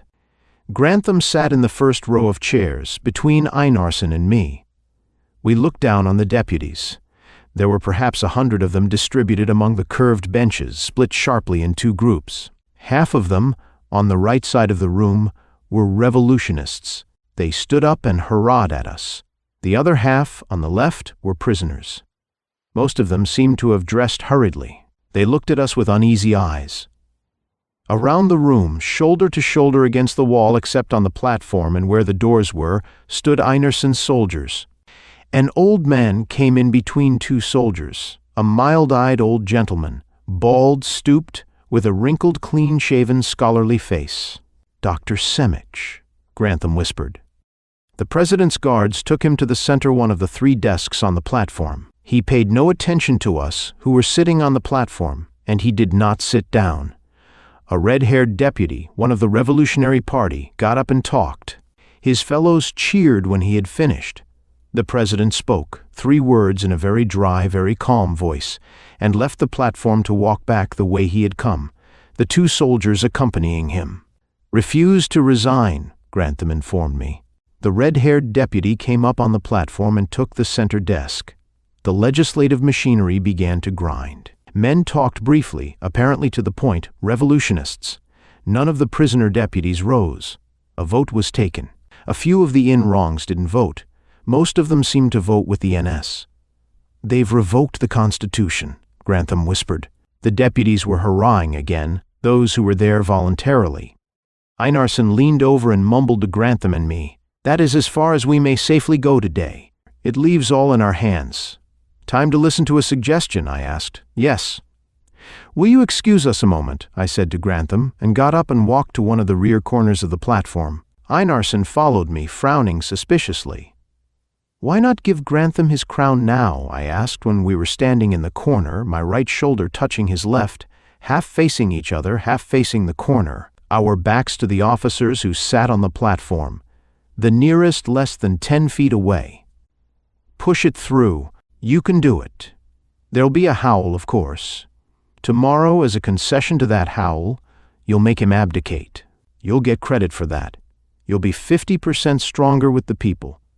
Then you will be in a position to make it look as if the revolution was his party, and that you were the patriot who kept this newcomer from grabbing the throne. Meanwhile, you'll be dictator, and whatever else you want to be when the time comes. See what I mean? Let him bear the brunt. You catch yours on the rebound." He liked the idea, but he didn't like it to come from me. His little dark eyes pried into mine. "Why should you suggest this?" he asked. "What do you care? I promise you he'll abdicate within 24 hours. He smiled under his mustache and raised his head. I knew a major in the AEF who always raised his head like that when he was going to issue an unpleasant order. I spoke quickly. "My raincoat, do you see it's folded over my left arm?" He said nothing, but his eyelids crept together. "You can't see my left hand," I went on. His eyes were slits, but he said nothing. "There's an automatic in it," I wound up. "Well?" he asked contemptuously. "Nothing, only get funny, and I'll let your guts out." Ah! He didn't take me seriously. And after that? I don't know. Think it over carefully, Einarsson. I've deliberately put myself in a position where I've got to go ahead if you don't give in. I can kill you before you do anything. I'm going to do it if you don't give Grantham his crown now, understand? I've got to. Maybe, most likely, your boys would get me afterward, but you'd be dead. If I back down now, you'll certainly have me shot, so I can't back down. If neither of us backs down, we'll both take the leap. I've gone too far to weaken now. You'll have to give in. Think it over. I can't possibly be bluffing." He thought it over, some. Of the color washed out of his face, and a little rippling movement appeared in the flesh of his chin. I crowded him along by moving the raincoat enough to show him the muzzle of the gun that actually was there in my left hand. I had the big heaver. He hadn't nerve enough to take a chance on dying in his hour of victory. A little earlier, a little later, I might have had to gun him. Now I had him. He strode across the platform to the desk at which the red head sat, drove the red head away with a snarl and a gesture, leaned over the desk, and bellowed down into the chamber. I stood a little to one side of him, a little behind, close enough so no one could get between us. No deputy made a sound for a long minute after the colonel's bellow had stopped. Then one of the anti-revolutionists jumped to his feet and yelped bitterly. Einarsson pointed a long brown finger at him. Two soldiers left their places by the wall, took the deputy roughly by neck and arms, and dragged him out. Another deputy stood up, talked, and was removed. After the fifth drag out, everything was peaceful. Einarsson put a question and got a unanimous answer. He turned to me, his gaze darting from my face to my raincoat and back, and said, "That is done. We'll have the coronation now," I commanded. "Any kind of ceremony, so it's short." I missed most of the ceremony. I was busy keeping my hold on the florid officer, but finally Lionel Grantham was officially installed as Lionel I, King of Muravia. Einarsson and I congratulated him, or whatever it was, together. Then I took the officer aside. "We're going to take a walk," I said. "No foolishness. Take me out a side door." I had him now, almost without needing the gun. He would have to deal quietly with Grantham and me, kill us without any publicity, if he were to avoid being laughed at. This man who had let himself be stuck up and robbed of a throne in the middle of his army. We went roundabout from the administration building to the Hotel of the Republic without meeting anyone who knew us. The population was all in the plaza. We found the hotel deserted. I made him run the elevator to my floor and herded him down the corridor to my room. I tried the door, found it unlocked, let go the knob, and told him to go in. He pushed the door open and stopped. Romain Frankel was sitting cross-legged in the middle of my bed, sewing a button on one of my union suits. Chapter 14. Bargain Hunters. I prodded Einarsson into the room and closed the door. Romain looked at him and at the automatic that was now uncovered in my hand. With burlesque disappointment, she said, "Oh, you haven't killed him yet." Colonel Einarsson stiffened. He had an audience now, one that saw his humiliation. He was likely to do something. I'd have to handle him with gloves, or maybe the other way was better. I kicked him on the ankle and snarled, "Get over in the corner and sit down." He spun around to me. I jabbed the muzzle of the pistol in his face, grinding his lip between it and his teeth. When his head jerked back, I slammed him in the belly with my other fist. He grabbed for air with a wide mouth. I pushed him over to a chair in one corner of the room. Romain laughed and shook a finger at me, saying, "You're a rowdy." "What else can I do?" I protested, chiefly for my prisoner's benefit. "When somebody's watching him, he gets notions that he's a hero. I stuck him up and made him crown the boy king.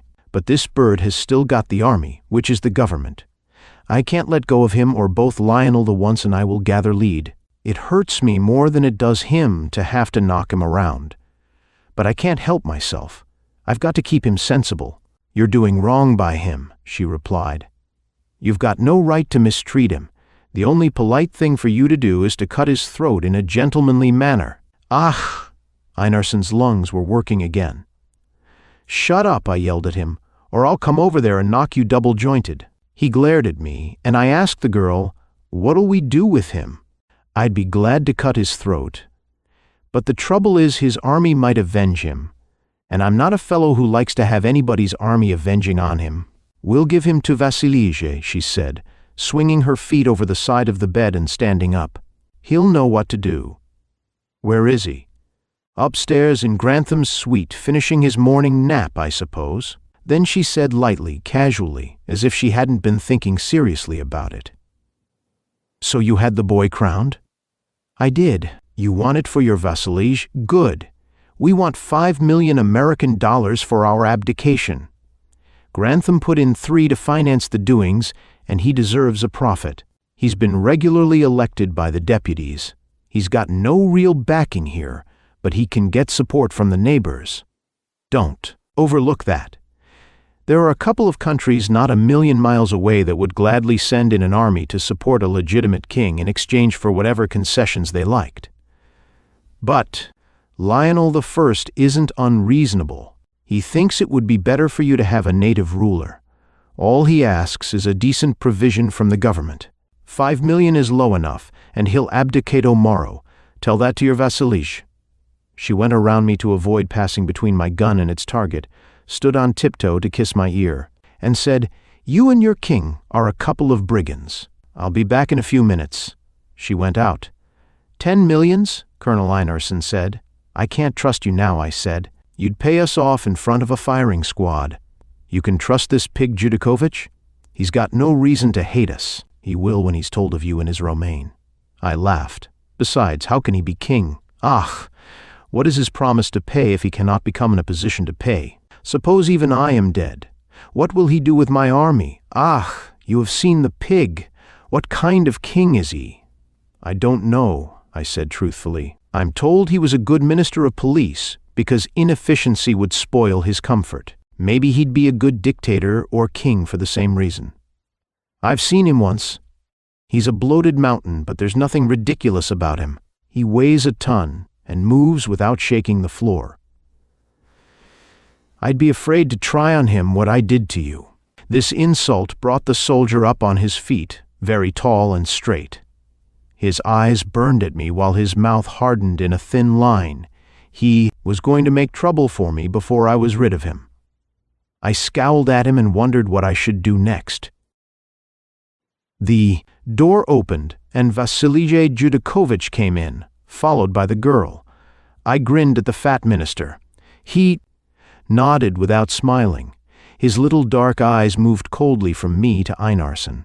The girl said, The government will give Lionel I a draft for $4 million American on either a Vienna or Athens bank in exchange for his abdication.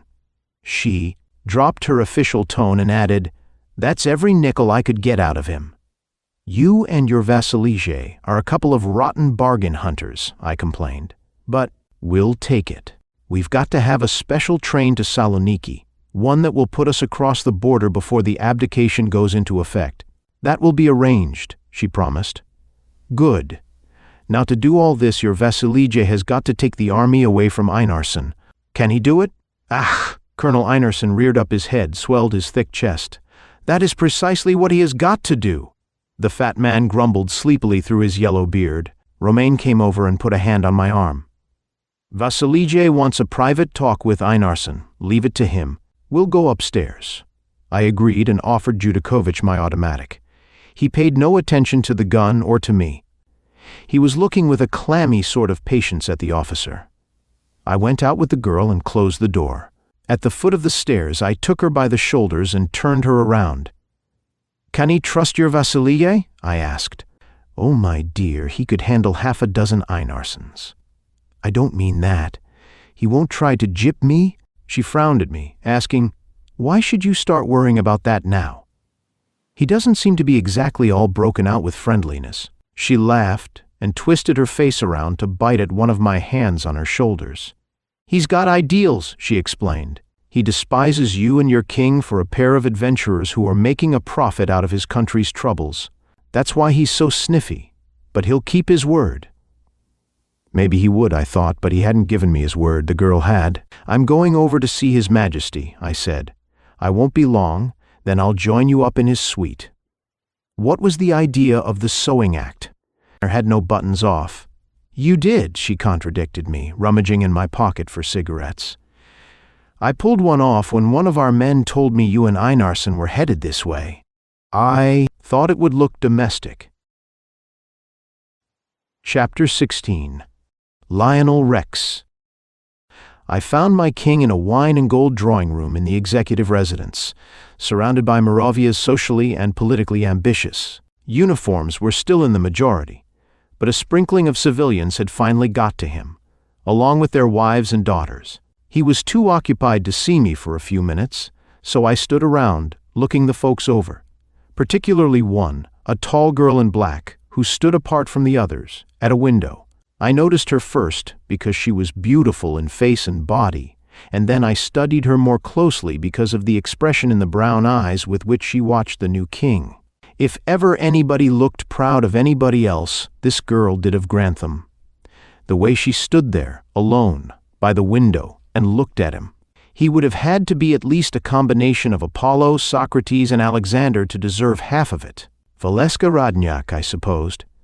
I looked at the boy. His face was proud and flushed, and every 2 seconds turned toward the girl at the window, while he listened to the jabbering of the worshipful group around him. I knew he wasn't any Apollo, Socrates, Alexander, but he managed to look the part. He had found a spot in the world that he liked.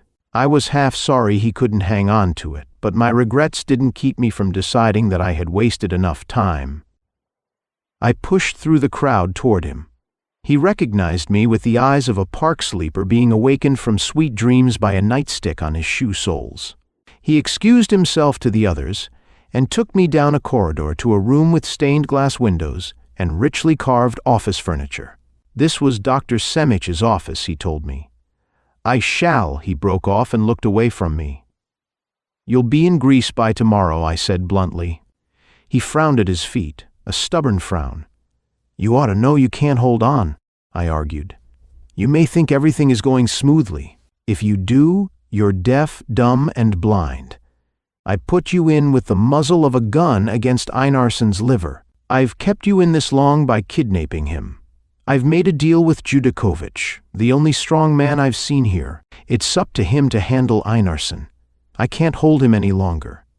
Judakovich will make a good dictator and a good king later if he wants it. He promises you $4 million and a special train and safe conduct to Saloniki.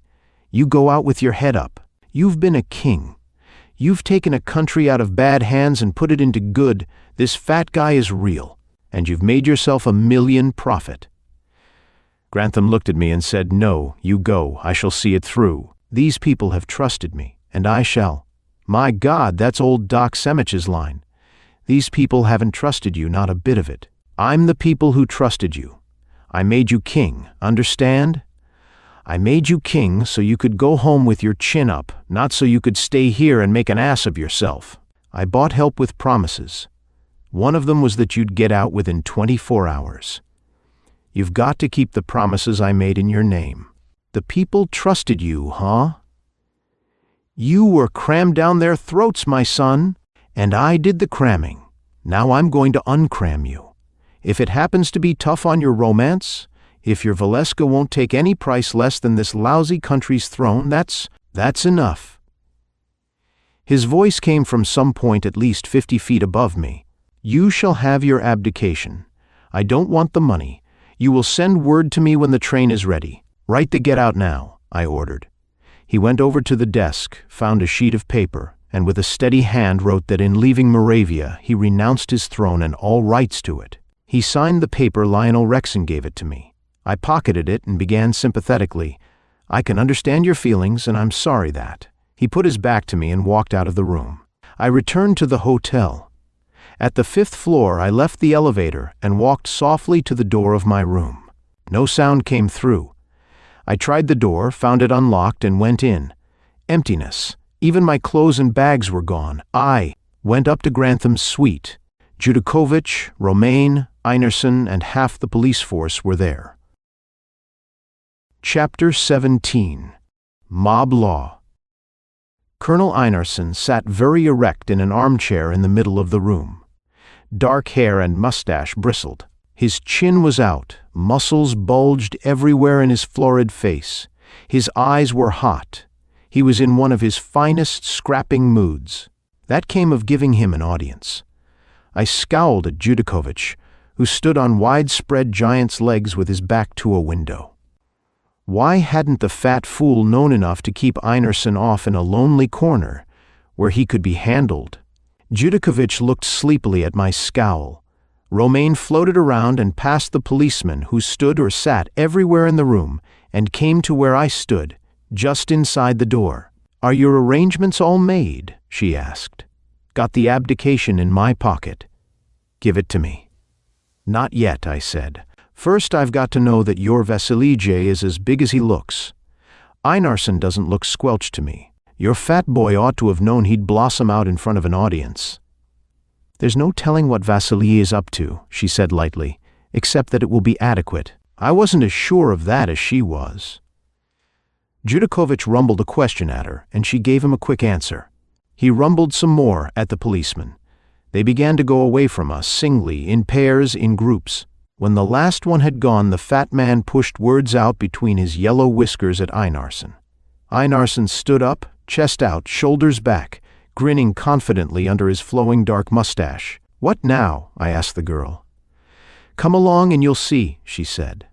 Her breath came and went quickly, and the gray of her eyes was almost as dark as the black. The four of us went downstairs and out the hotel's front door. The rain had stopped. In the plaza was gathered most of Stefania's population, thickest in front of the administration building and executive residence. Over their heads we could see the sheepskin caps of Einarsson's regiment, still around those buildings as he had left them. We, or at least Einarsson, were recognized and cheered as we crossed the plaza. Einarsson and Judakovich went side by side in front, the soldier marching, the fat giant waddling. Romain and I went close behind them. We headed straight for the administration building. "What is he up to?" I asked irritably. She patted my arm, smiled excitedly, and said, "Wait and see." There didn't seem to be anything else to do except worry while I waited. We arrived at the foot of the administration building's stone steps. Bayonets had an uncomfortably cold gleam in the early evening light as Einarsson's troops presented arms. We climbed the steps. On the broad top step, Einarsson and Judakovich turned to face soldiers and citizens below. The girl and I moved around behind the pair. Her teeth were chattering, her fingers were digging into my arm, but her lips and eyes were smiling recklessly. The soldiers who were around the executive residence came to join those already before us, pushing back the citizens to make room. Another detachment came up. Einarsson raised his hand, bawled a dozen words, growled at Judakovich, and stepped back, giving the blond giant the center of the stage.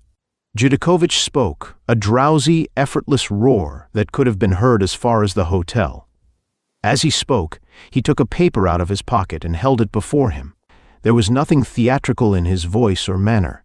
He might have been talking about anything not too important, but looking at his audience, you'd have known it was important. The soldiers had broken ranks to crowd nearer. Faces were reddening. A bayonet gun was shaken aloft here and there. Behind them, the citizens were looking at one another with frightened faces, jostling each other, some trying to get nearer, some trying to get away. Judakovich talked on. The turmoil grew. A soldier pushed through his fellows and started up the steps, others at his heels. Angry voices raised cries. Einarsson cut in on the fat man's speech, stepping to the edge of the top step, bawling down at the upturned faces, with the voice of a man accustomed to being obeyed. The soldiers on the steps tumbled down. Einarsson bawled again. The broken ranks were slowly straightened, flourished guns were grounded. Einarsson stood silent a moment, glowering at his troops, and then began an address. I couldn't understand his words any more than I had the fat man's, but there was no question about his impressiveness, and there was no doubt that the anger was going out of the faces below. I looked at Romaine. She shivered and was no longer smiling. I looked at Judakovich. He was as still and as emotionless as the mountain he resembled. I wished I knew what it was all about, so I'd know whether it was wisest to shoot Einarsson and duck through the apparently empty building behind us or not. I could guess that the paper in Judakovich's hand had been evidence of some sort against the colonel. Evidence that would have stirred the soldiers to the point of attacking him if they hadn't been too accustomed to obeying him. While I was wishing and guessing, Einarsson finished his address, stepped to one side, clicked his heels together, pointed a finger at Judakovich, barked an order. Down below, soldiers' faces were indecisive, shifty-eyed, but 4 of them stepped briskly out at their colonel's order and came up the steps. So, I thought, my fat candidate is lost. Well, he can have the firing squad. The back door for mine. My hand had been holding the gun in my coat pocket for a long time. I kept it there while I took a slow step back, drawing the girl with me. "Move when I tell you," I muttered. "Wait," she gasped. "Look." The fat giant, sleepy-eyed as ever, put out an enormous paw and caught the wrist of Einarsson's pointing hand, pulled Einarsson down, let go the wrist and caught the colonel's shoulder, lifted him off his feet with that one hand that held his shoulder, shook him at the soldiers below, shook Einarsson at them with one hand, shook his piece of paper, whatever it was, at them with the other, and I'm damned if one seemed any more strain on his monstrous arms than the other. While he shook them, man and paper, he roared sleepily, and when he had finished roaring, he flung his 2 handfuls down to the wild-eyed ranks. Flung them with a gesture that said, "Here is the man and here is the evidence against him. Do what you like." And the soldiers who had cringed back into ranks at Einarsson's command, when he stood tall and domineering above them, did what could have been expected when he was tossed down to them. They tore him apart, actually, piece by piece. They dropped their guns and fought to get at him. Those farther away climbed over those nearer, smothering them, trampling them. They surged back and forth in front of the steps, an insane pack of men turned wolves, savagely struggling to destroy a man who must have died before he had been down half a minute. I put the girl's hand off my arm and went to face Judakovich. "Muravia's yours," I said. "I don't want anything but our draft and train. Here's the abdication." Romaine swiftly translated my words and then Judakovich's. "The train is ready now.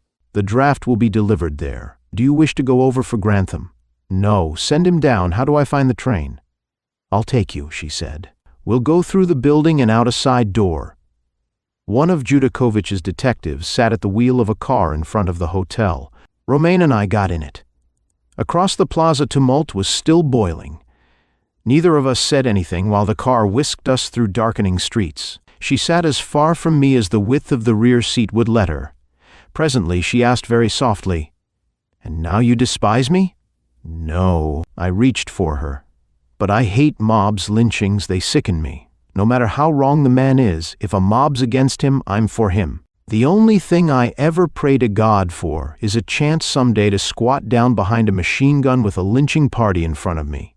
I had no use for Einarsson, but I wouldn't have given him that." "Well, what's done is done." "What was the document?" "A letter from Mahmoud. He had left it with a friend to be given to Vasily if anything ever happened to him. He knew Einarsson, it seems, and prepared his revenge. The letter confessed his, Mahmoud's, part in the assassination of General Radnyak, and said that Einarsson was also implicated. The army worshipped Radnyak, and Einarsson wanted the army. Your Vasilija could have used that to chase Einarsson out without feeding him to those wolves, I complained. She shook her head and said, Vasilija was right. Bad as it was, that was the way to do it. It's over and settled forever with Vasilija in power, and Einarsson alive. An army not knowing he had killed their idol. Too risky. Up to the end, Einarsson thought he had power enough to hold his troops no matter what they knew. All right, it's done, and I'm glad to be through with this king business. Kiss me. She did and whispered, When Vasilija dies and he can't live long the way he eats, I'm coming to San Francisco. "You're a cold-blooded hussy," I said. Lionel Grantham, ex-king of Muravia, was only 5 minutes behind us in reaching our train. He wasn't alone. Valeska Rudniak, looking as much like the queen of something as if she had been, was with him. She didn't seem to be all broken up over the loss of her throne. The boy was pleasant and polite enough to me during our rattling trip to Saloniki, but obviously not very comfortable in my company. His bride-to-be didn't know anybody but the boy existed, unless she happened to find someone else directly in front of her. So I didn't wait for their wedding, but left Saloniki on a boat that pulled out a couple of hours after we arrived. I left the draft with them, of course. They decided to take out Lionel's 3 millions and return the fourth to Muravia. And I went back to San Francisco to quarrel with my boss over what he thought were unnecessary $5 and $10 items in my expense account. End of this King Business by Dashiell Hammett.